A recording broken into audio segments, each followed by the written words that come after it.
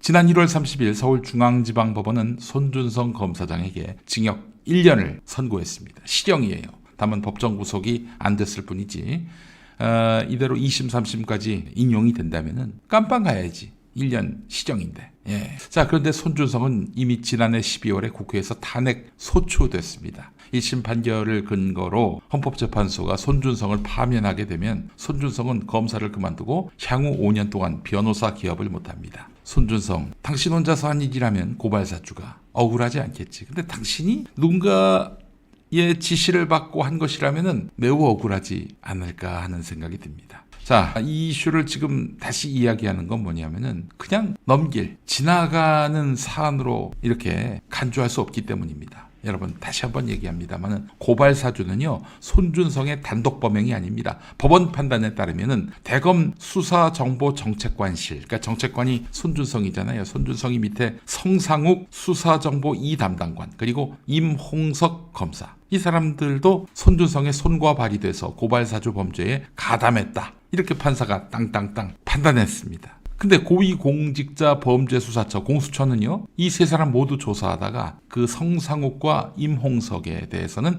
무혐의 처분을 내렸습니다. 근데 법원이 엎었어요. 둘이 범죄에 가담했다고. 공수처는 재수사해야 할 것입니다. 아울러 민주당은 이 성상욱, 임홍석도 탄핵해야 합니다. 아니 뭐 손준성 탄핵했으면 됐지 뭐 또 두 사람 더 탄핵하라니 그건 너무한 거 아니냐, 이렇게 생각하실 분들이 있어서는 안 됩니다. 여러분 탄핵은요 입법부의 권능입니다. 이 탄핵이 흔해야, 그래서 탄핵으로 심판받는 검사들이 많아야 앞으로 검사들의 긴장도가 높아져요. 야 누가 나를 처벌하니? 이런 생각을 감히 할 수 없게 된다는 것이죠. 예, 탄핵이 흔해야 검사들의 긴장도도 높아지게 된다. 이 점을 분명히 얘기하고 싶습니다. 자, 그렇다면은 손준성, 성상욱, 임홍석 이 사람들이 고발사주 사건 관련자의 전부냐? 아닙니다. 이들은 아무리 봐도 종범입니다. 주범이 따로 있다고 봐요. 예, 고발장에 적시한 정치인들과 별다른 관계가 없고 정치인들이 이렇게 고발돼가지고 얻을 이익도 없고, 그런데 왜 손준성, 성상욱, 임홍석이가 나섰겠어요?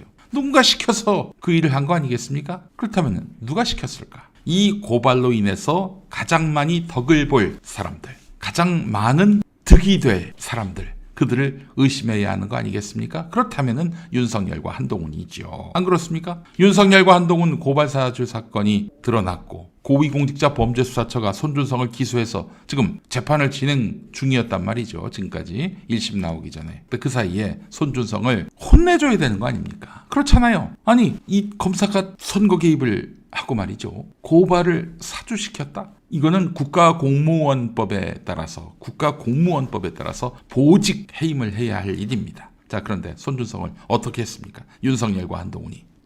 대통령, 법무부 장관이 어떻게 했어요? 검사의 꽃으로 불리는 검사장으로 승진시켰습니다. 그 이전에 꿀보직이라 할 수 있는 서울고법 송무부장으로 또 보냈어요. 보은인사죠, 보은인사. 아니 세상에 고발사주 사건이 다 알려진 이후에도 이런 엄청난 혜택을 줬다면 윤석열과 한동훈이 왜 그랬을지 우리가 곰곰이 진지하게 따져봐야 되는 거 아니겠습니까? 자, 이번 1심 유죄 판결로 인해서 윤석열과 한동훈은 지휘 감독을 받는 검사들이 저지른 중대 범죄를 묵인, 비호하고 인사권을 남용했다는 그런 지적을 받을 수밖에 없습니다. 그렇다면 지금 현직 공무원인 윤석열은 이것만으로도 탄핵이 가능합니다.